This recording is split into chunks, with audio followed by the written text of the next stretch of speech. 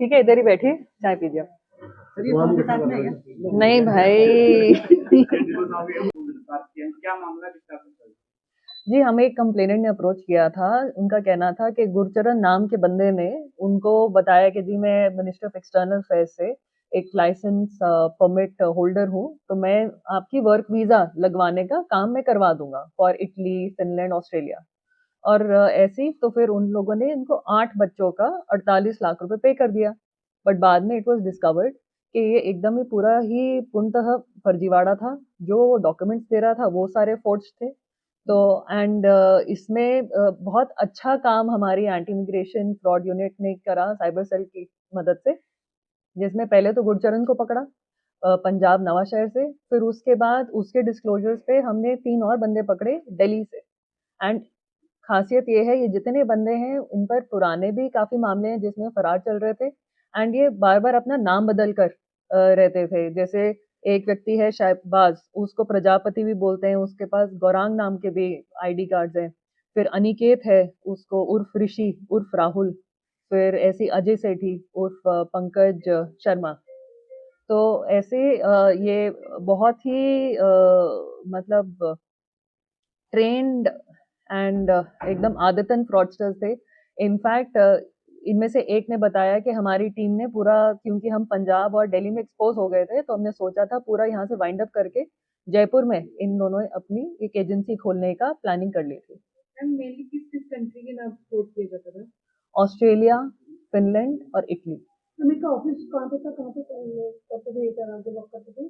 जी, ये as agents मतलब इनका एरिया ऑफ ऑपरेशन था, इनकी कोई भी ऑफिस नहीं था। जो हमारी शिकायत करता है उनका ऑफिस पंचकुला में था और उन्होंने एक सब एजेंट ढूंढा, तो उन्हें एज अ बोनाफाइड कंसल्टेंट उन्होंने 8 बच्चों की पेमेंट ले ली एंड फिर उनको गुरचरण ने अप्रोच किया कि जी मैडम मैं परमिट होल्डर हूँ एमईए का, तो I will help you process these work licences, work visas. तो ऐसे करके ठगी। तो मैम तो ये युवा जो लोग ये फ्रॉड में फंसे हैं, तो युवाओं को किस तरह से फंसाया जाता, जाल खाते थे उनके लिए, किस तरह से कैसे वर्किंग करते थे, कैसे कॉन्टेक्ट करते थे सोशल मीडिया के जी जी, ये जो बच्चे थे इन्होंने तो एक बड़ी जायज कंसल्टेंट फर्म को जो पंचकुला की है उसको अप्रोच किया, वहां पर अपने डॉक्यूमेंट्स वगैरह दिए, वहां पर ट्रेनिंग जो भी हुई होगी आइल्स वगैरह की।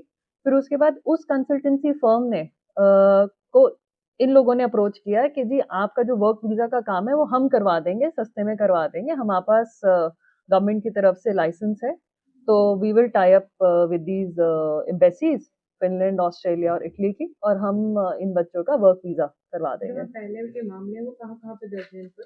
ये सिरसा का है, दिल्ली के हैं और पंजाब के हैं। रहने वाले कहाँ से सारे?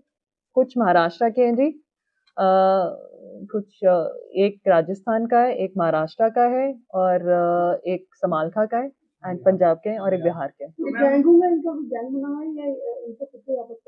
मैम क्योंकि आपस में ही काम करते थे इन कोऑर्डिनेशन, तो आप कह सकते हैं कि गैंग ही थी। और जैसा कि इनके खिलाफ जो एफआईआर हुई वो हरियाणा में हुई, पंजाब में भी हुई, दिल्ली में भी हुई, तो इसीलिए यहाँ पर पूरे ऑपरेशंस अपने वाइंड अप करके इन्होंने प्रॉपर प्लानिंग कर ली थी कि हम जयपुर में अब ऐसे करके अब कंसल्टेंसी फर्म खोलेंगे और वहां पर बच्चों को फ्रॉड करेंगे। उनके अलावा भी कोई और कितने टाइम से कर रहे थे जी हो गए जी, करीबन 2021 से कह रहे तो 4 एक साल हो गए। और बंदे भी हैं? और भी लोग हैं एंड उनका भी हम जल्द ही पकड़ कर आपके साथ साझा करेंगे। जो ये एटीएम कार्ड जो दस्तावेज फर्द तो ज्यादा निकला है अभी?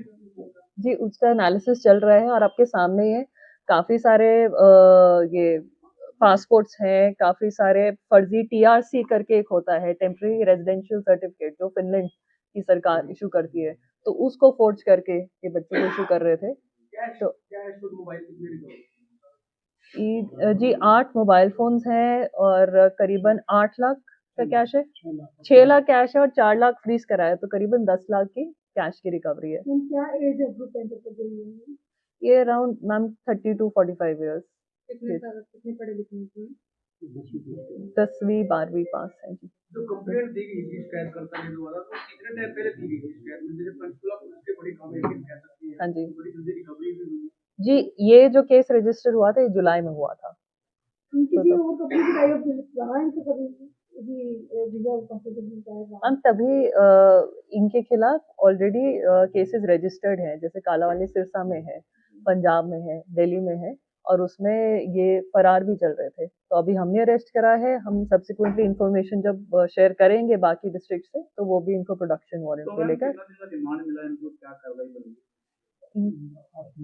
ये 8 दिन के रिमांड पर थे। गुरचरण तो आज वापस चले गए एंड इनका भी है। इनका कल 8 डेज का रिमांड कल खत्म हो रहा है। लोग शामिल हो सकते हैं दो अभी चल रहे जी। ये जो भी ऐसे फ्रॉड्स होते हैं, इमिग्रेशन फ्रॉड होते हैं, वो मल्टीपल चेन्स होती है, एजेंट्स उसके सामने, सब एजेंट्स, फिर आगे सब एजेंट्स, तो ऐसे ऐसे करके हम लिंक जोड़ रहे हैं। इन्होंने फर्दर जिनका बताया है, अभी मैं उनका नाम नहीं डिस्क्लोज करना चाहूंगी, हम उनको जल्द ही पकड़ेंगे, बताएंगे। मामले आपने बताया कि कई जगह के खिलाफ मामले दर्ज है तो वो सारे ये वीजा को लेके या कुछ और भी क्राइम के मामले दर्ज है नहीं जी, इसी चीज को लेकर इमिग्रेशन फ्रॉड। जो पुलिस अधिकारी है मैम जिनकी बड़ा अहम रहा है को गिरफ्तार करने में तो उनका नाम बता जी, हम पहले तो हमारे जो एंटी इमिग्रेशन फ्रॉड यूनिट के इंचार्ज हैं इंस्पेक्टर योगेंद्र ढिल्लो, और जिस आईओ की टीम ने पकड़ा है वो है एएसआई संदीप, और इनको बहुत ही अच्छा बैकअप दिया है हमारे साइबर सेल ने, which is led by sub inspector Ramaswamy. ठीक है जी, थैंक यू।